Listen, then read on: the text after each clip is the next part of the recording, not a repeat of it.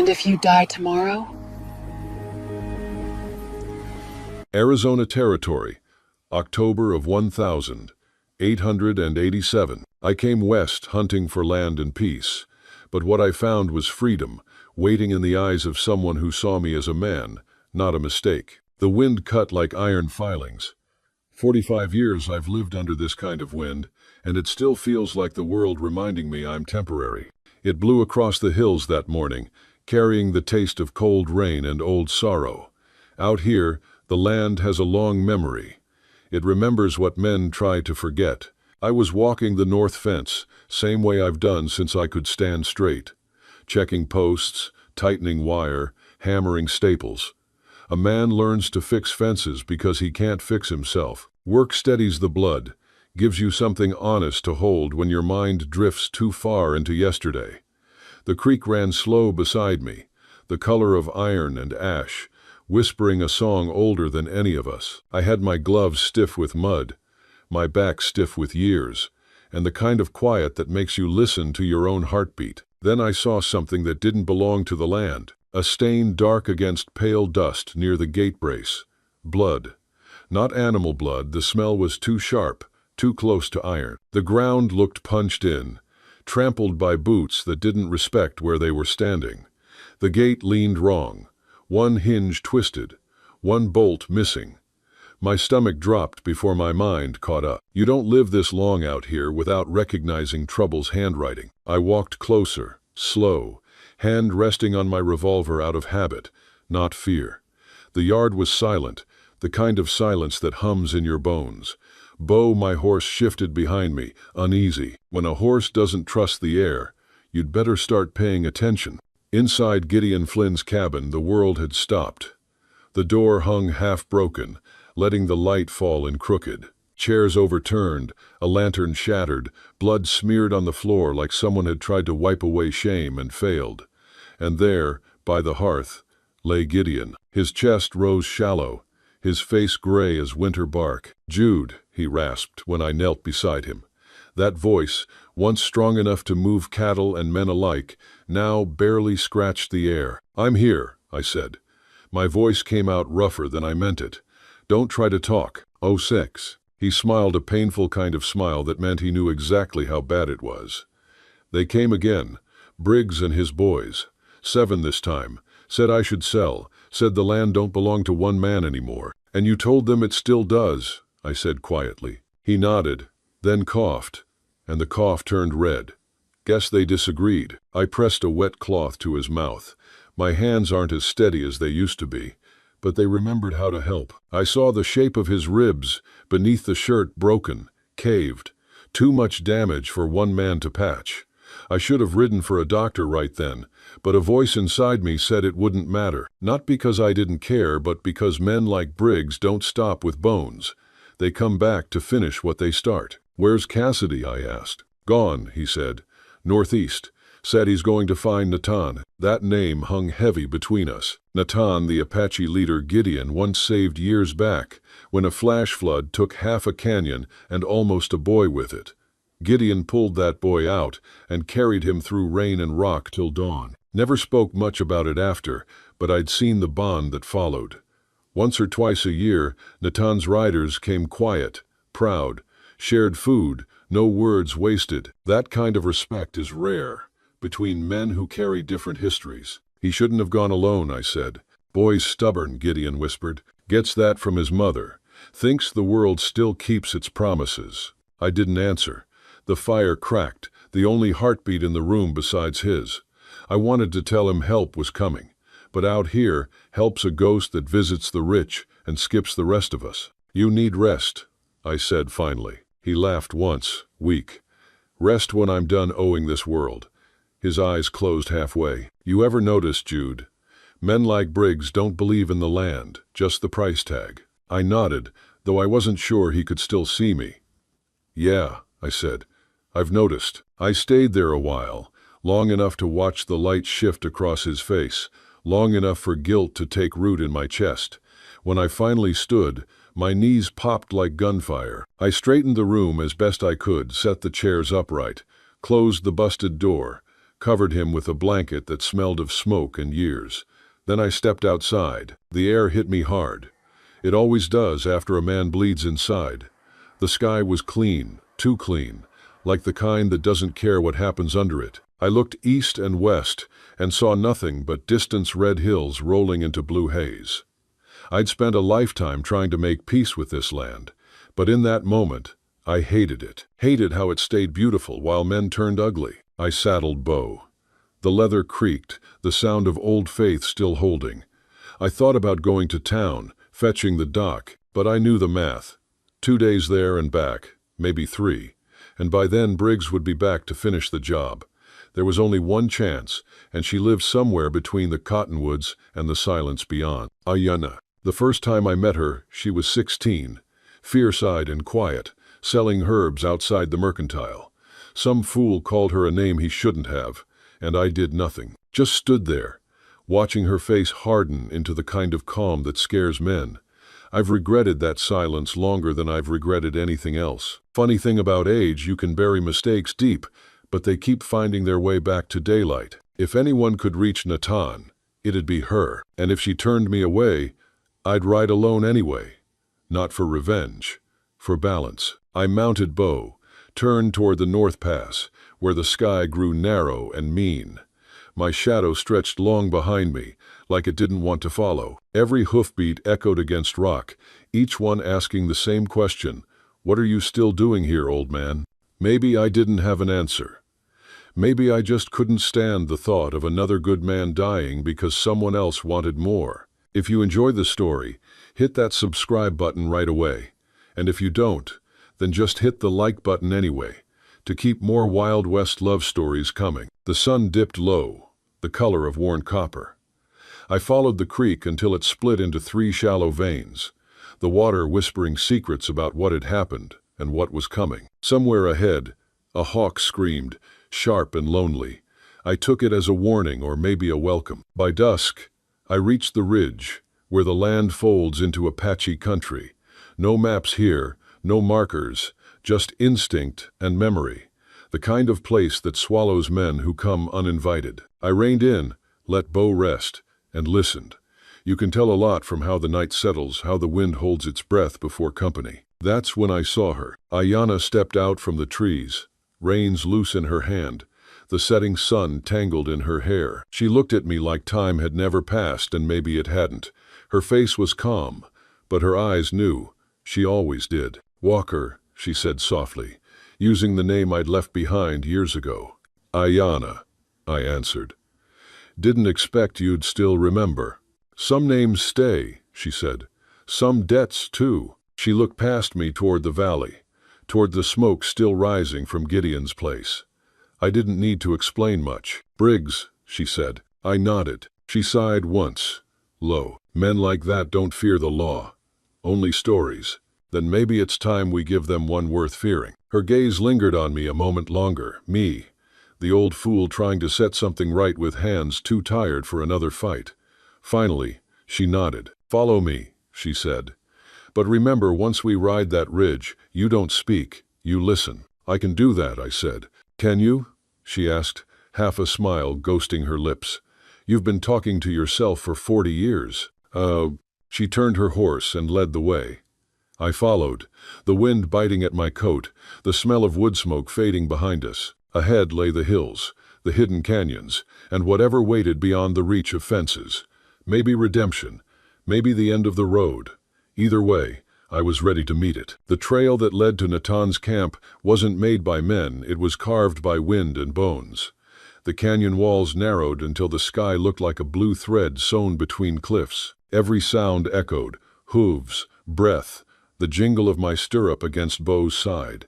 Ayanna rode ahead, her posture quiet and sure, like she was part of the land instead of trespassing through it. I'd ridden with soldiers, outlaws, and cowhands who bragged more than they breathed, but I'd never met anyone who carried silence like she did. It wasn't shyness, it was weight, the kind of stillness that comes from knowing too much and saying too little. We rode half a day without a word. The hills around us changed color as we climbed. Ochre to rust, rust to the pale white of bone. The air smelled like rain and juniper. Somewhere high above, a hawk made slow circles, patient as judgment. When the first drop of rain hit my sleeve, Ayana finally spoke. "Your horse is tired," she said. "So am I told her. "But neither of us plans to quit." She looked over her shoulder, one eyebrow raised just slightly. "Still, think pride makes a man strong?" "Used to," I said. "Now I think it just makes him lonely." That almost earned a smile from her, almost. Then she turned forward again. The path dipped into a narrow gorge where water ran thin as wire between stones. The sky went gray fast, rain whispering across the rocks. I pulled my coat tight and tried not to think about the last time I'd ridden this far into Apache land. It had been 20 years earlier, back when the army paid men like me to draw lines through other men's homes. We called it surveying. They called it stealing. I'd never said no to an order back then, and that silence cost me more than I care to count. Maybe that's why I followed Ayana now. Some debts don't belong to any one man, but to a whole kind of people. By nightfall, the rain eased. We stopped under a cliff where the stone jutted out just enough to make a roof. Ayana built a small fire, her hands quick and practiced. The smell of smoke mixed with sage. She handed me a piece of dried venison and a flask of water. "You don't talk much," I said. She poked the fire with a stick. "Words don't change what a man already decided." You think I've already decided?" She looked at me across the flame. "You wouldn't be here if you hadn't. But you don't ride for revenge. I can see that." I nodded slowly. "I ride so Gideon Flynn can see another sunrise. That's all." Her eyes softened then, but only a little. "Natan remembers him. My father spoke of that flood. Said the white man who carried the boy back from the river had arms like the mountain and eyes that didn't look down on anyone." I looked into the fire. "That sounds like Gideon." She tilted her head. "And you, Jude Walker, what are you?" I took a long breath. The rain outside turned to mist, curling like smoke between us. A man who forgot what honor felt like, trying to remember before it's too late. For a while, the only sound was the fire. Then Ayana leaned back against the rock, eyes half closed. "You'll see him soon, but he will test you first. He tests everyone who crosses that ridge." "I'd expect nothing less." She nodded. "Good, because when we stand before Natan, you won't speak unless he asks. You'll keep your hands open and your eyes steady. He'll know what kind of man you are before you say a word." "Doesn't seem fair," I said. "Fair?" she echoed. "Fairness is a word men use when they've already had their share." That shut me up. The night deepened. Coyotes called from far-off, lonely sound, familiar.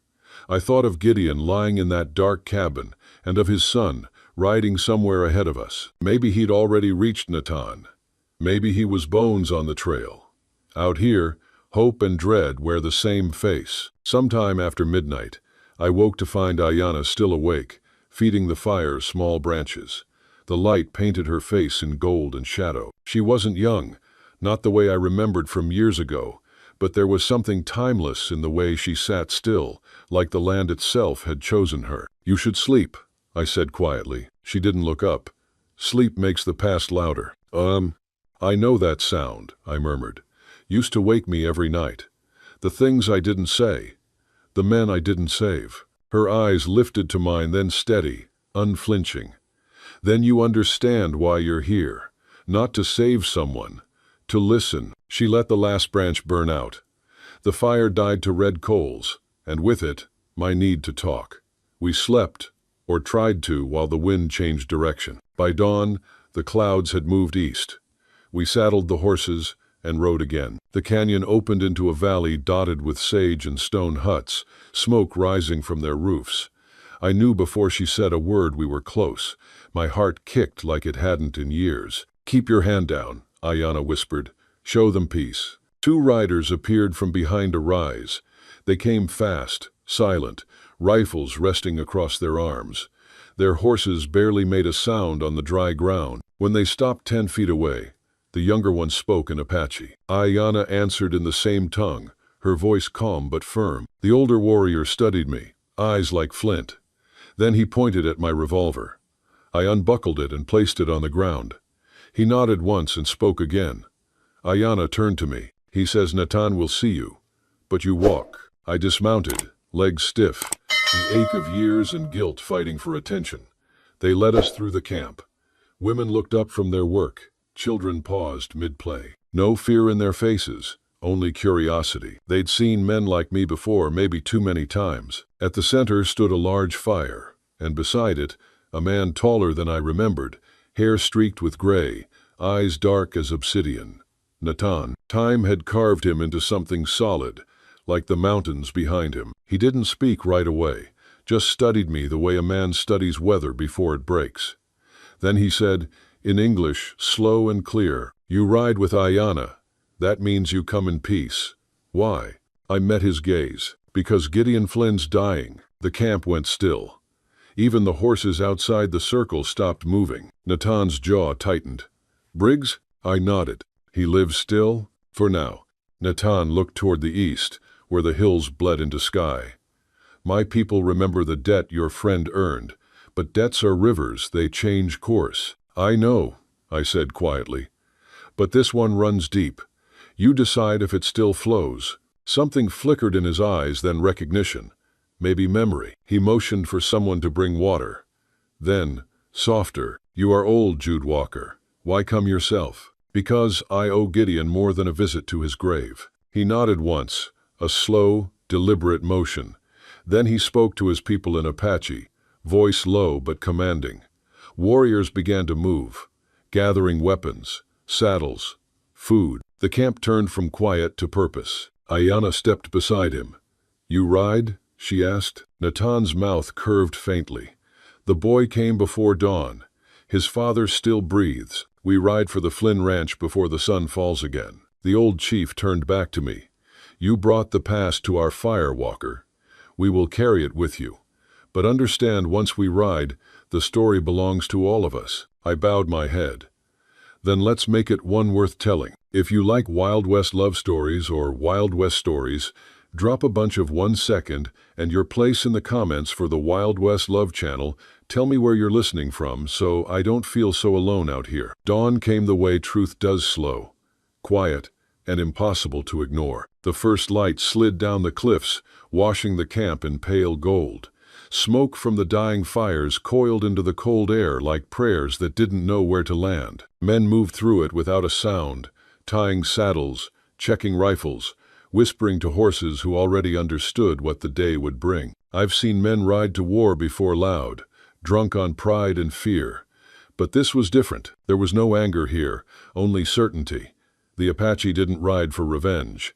They rode because a debt had come due, and honor doesn't sleep through its calling. Natan stood at the ridge's edge, his breath white against the morning. He wasn't dressed for battle, no paint, no feathers, no show. Just a coat worn smooth by weather and time, and eyes that held a kind of silence no young man could understand. Ayanna moved among the warriors, handing each one a small pouch of sage and tobacco, murmuring blessings in her tongue. The smoke of her words rose and disappeared into the dawn. I watched them and realized how small my world had been. Fences, fields, fences again. These people moved with the land, not against it. They didn't claim it. They listened to it. Maybe that's why it kept their secrets. I saddled Bo, feeling the weight of every year in my bones. You ready, old boy? I whispered. He flicked his ear, the same answer he always gave. When I turned, Ayanna was there. She tied a strip of blue cloth around my wrist. It's for belonging, she said. I'm not sure I've earned that. Then wear it until you do. Natan raised his hand. The camp went still. Then he spoke a few words, low, steady, and 400 men mounted as one.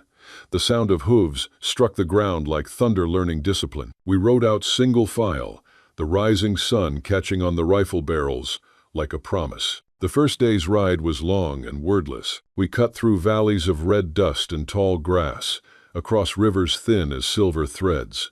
Coyotes watched us from the ridges, ghosts of old stories, waiting to be rewritten. The rhythm of the horses beat steady under me, a sound that took me back to younger days when I still believed justice had a uniform. Ayanna rode a few lengths ahead, her braid dark against the morning. She never looked back, but she didn't have to. Some people lead without trying. Natan rode near the front, his figure sharp against the horizon. I found myself wondering what kind of boy he'd been, the one Gideon saved from the flood. Maybe he'd been afraid then. Maybe he'd learned what fear was good for. By the second sunset, we reached the edge of Flynnland.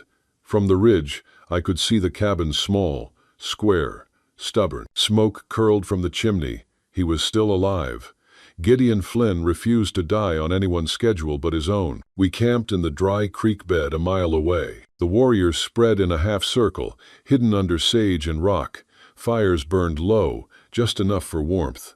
Natan walked the perimeter, silent, memorizing the ground like a map carved in his mind. When he came back, he stopped beside me. "They'll come at dawn," he said. "They said a week," I answered. "Briggs keeps time like a banker." "Run." "Then dawn it will be." Ayanna joined us, sitting cross-legged near the fire. The glow caught her face, softer now that the ride was over. "You afraid?" she asked. I smiled faintly.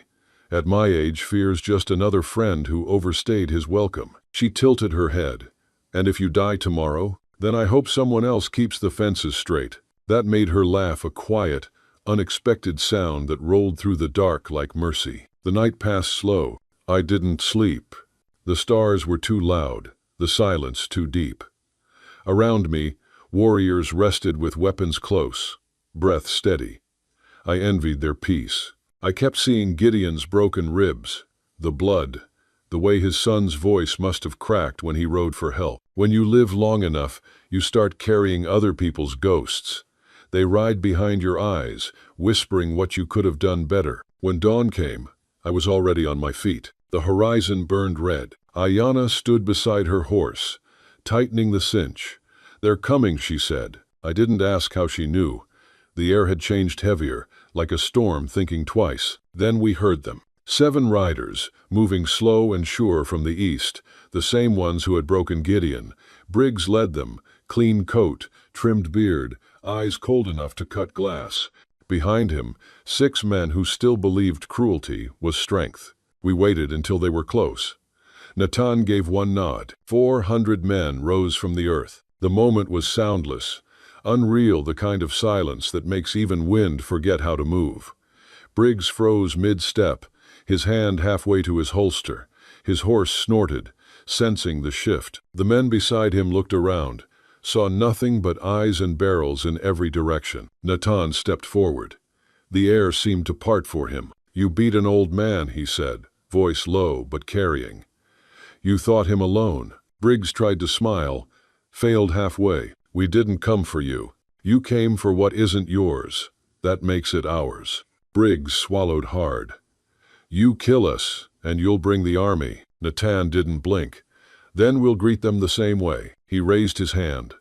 Arrows lifted in unison, hundreds of them, their tips catching the new Sunday. Briggs's mouth went dry. He looked at me then, desperate for a face he recognized. "Walker," he said, "tell him we can talk this through." I shook my head. "You had your say when you raised your hands against a dying man." Gideon's cabin door opened behind me. The old rancher stood there, wrapped in a blanket, pale but upright. "Enough," he croaked. "Let them go. I don't want more blood on this land." Natan's eyes met his. "You still choose mercy." "I choose peace," Gideon said. "Let them carry their fear instead of their dead." Natan nodded once. He turned back to Briggs. "Ride east. Don't stop until the mountains hide you. If you come back, not even your bones will find rest." Briggs hesitated, a heartbeat too long. Then he mounted, hands shaking. His men followed. When they were gone, the wind returned, soft at first, then steady, carrying away their dust and the sound of their defeat. We stayed like that for a long moment, no one speaking. Then Natan turned to Gideon. "You've kept your word," he said. "The land still breathes your name." Gideon's lips trembled into something close to a smile. "Then let it keep breathing a while longer." The warriors began to move again, taking down blinds, gathering arrows. The field that had held war an hour ago looked ordinary once more, like the land had swallowed the memory whole. Ayanna walked toward me, brushing dust from her coat. "You did nothing," she said. "That's the point," I told her. "Sometimes," she said softly, "doing nothing is the bravest thing." I looked out across the valley. The sun climbed higher, lighting the hills in gold. For the first time in a long while, the world didn't feel like it was leaning against me. Natan gave orders for a perimeter watch, then walked past me, pausing just long enough to say, "The river remembers what flows through it. So do we." I nodded. Words felt too small for what had just passed. That night, the Apache camped around the ranch, torches burning in quiet circles of light. No celebration, no boasting, just presence. When I finally sat by the fire, Bo lay nearby, ears twitching in his sleep. The smoke smelled like sage and peace. Ayana sat across from me, sharpening a knife she might never need. The glow of the flames caught her eyes, and for a moment I saw in them what I'd lost somewhere along the years, a belief that not every man was beyond redemption. Maybe that was freedom after all. Not the kind you fight for. The kind you're given when someone chooses to see you different. Hey there, friend, take a moment and get yourself a full glass of water. Your body will thank you. When the dust settled, the land didn't sing. It just breathed slow, steady, alive again. The Apache camped around the Flynn Ranch for 3 days, though no one said exactly why. Maybe it was to make sure Briggs and his kind stayed gone. Maybe it was because leaving right away would feel like turning their backs on something sacred. Either way, I was grateful for it. The first morning after the standoff, the air smelled of rain.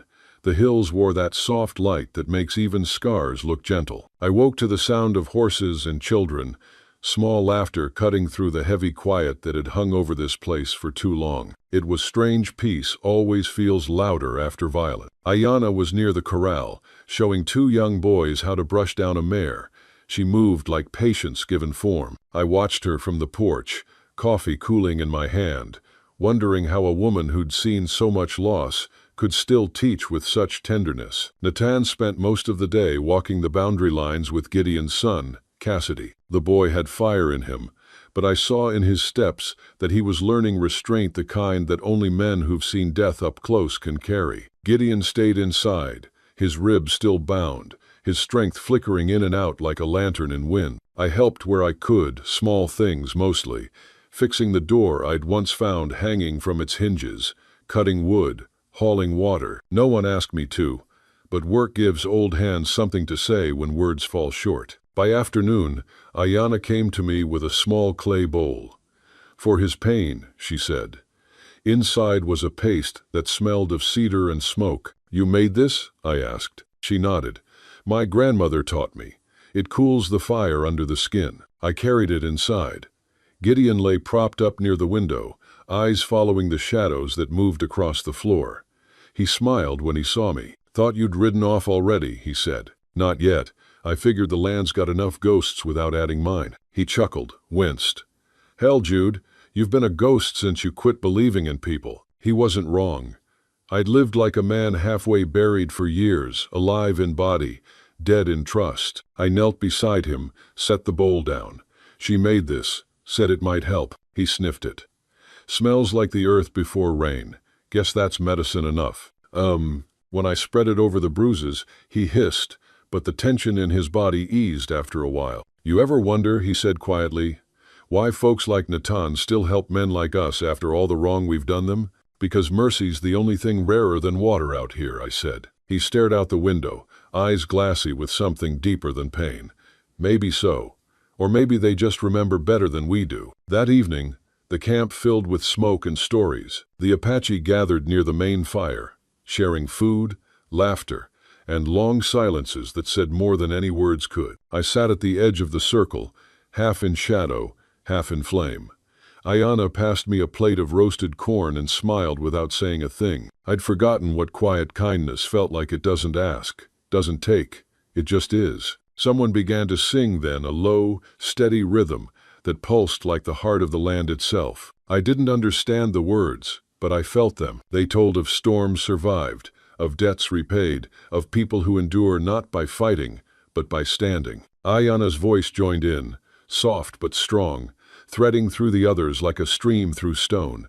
And for the first time in a long while, I felt clean inside. Not forgiven, just clean. There's a difference. Later, when the fire had burned low, Natan came to sit beside me. His face was a map of years and choices. "You carry too much," he said simply. I smiled tiredly. "That's what old men do best." He shook his head. "Old men remember, yes, but carrying is different. Carrying makes the remembering heavy." He looked toward the dark hills where the wind was rising again. "The world changes, Walker, but it still needs men who choose honor over comfort." "I tried that once," I said. "Didn't end well. Maybe because you tried it alone." He rose then, motioning toward the fire where Ayanna sat listening to the children. "You think she's alone? The land watches her. The wind speaks her name. That's not solitude. That's belonging." I watched her silhouette in the light and understood what he meant. There's a freedom that comes not from taking, but from being trusted enough to give something back. When Natan walked away, I stayed a long time by that dying fire. The stars above the valley were sharp as nails, and for the first time in years, I didn't feel like I was waiting to die. The next morning, Gideon was strong enough to stand. Ayanna helped him outside, her arm steady around his waist. The sight of it made me think of something I'd forgotten, that pride has nothing to do with how straight a man stands, only how honest he walks. "You did it, old friend," I said. He shook his head. "No, we did it. Or maybe the land did, through us." He looked at Ayanna. "I owe you more than I can pay." She met his gaze square. "You owe nothing. You gave what mattered most respect." That word sat heavy in the air. It's the kind of word you don't use unless you mean it. Natan came to the porch later, the morning sun painting him in bronze and shadow. "We leave tomorrow," he said. "The land has seen enough soldiers for a season." "Will you come back?" Gideon asked. Natan smiled faintly. "If the wind calls me, but the debt is done." He looked to me next. "And you, Walker, what will you do when we're gone?" I looked out over the fields, the fences, the sky so wide it almost forgave you for being small. "Maybe start listening again," I said. "The world's been talking this whole time. I just stopped hearing." Natan nodded. "Then you'll do fine." He turned to leave, but Ayanna stayed. "You'll keep that cloth?" she asked, nodding to my wrist. "Till it frays," I said. She smiled. "Good. When it does, come find me. The wind will know the way." Len. Something in her tone made me think she meant it. That night was still. No coyotes, no wind, just the sound of horses shifting and the slow beat of peace. I sat by the window while Gideon slept, watching the campfires flicker across the yard. I thought of all the years I'd spent trying to own things, land, pride, silence, and how none of it ever filled the hollow in my chest. Then I thought of these past 3 days and how simple it really was. All a man ever needed was someone to look him in the eye and see a person worth saving. When I finally lay down, I slept deep and dreamless. In the morning, the Apache were gone.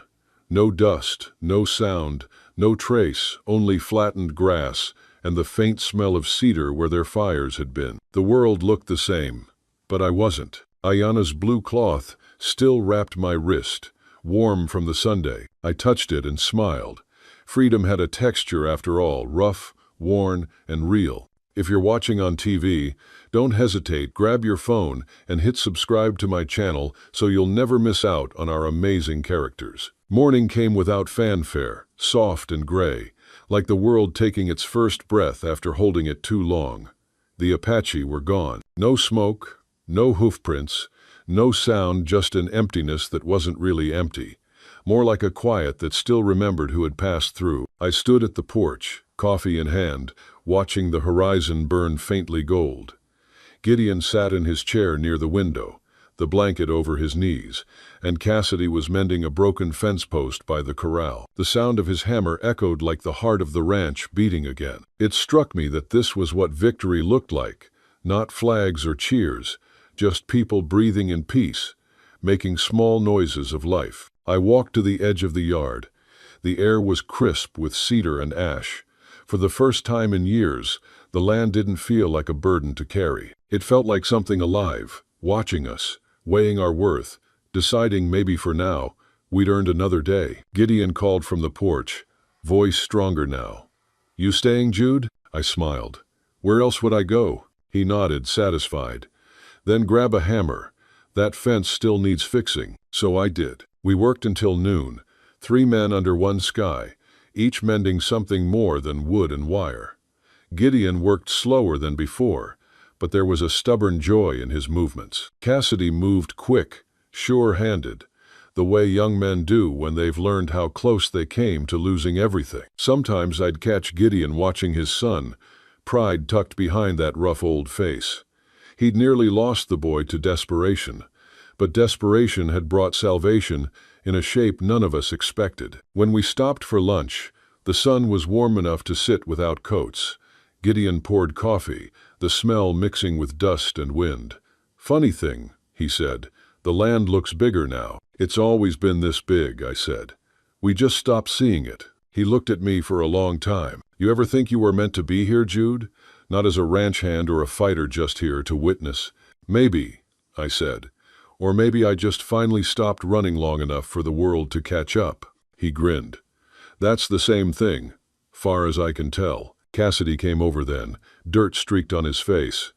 "I keep thinking about them," he said quietly. "The Apache, how they moved, how they looked at us, like we mattered but not more than anyone else." That's the trick of it," Gideon said. "They see balance, not ownership. Took me a lifetime to understand that." I nodded. "Some men spend their whole lives building fences. Others learn to leave gates open." Cassidy frowned. "You think they'll ever come back?" I looked east where the land folded into sky.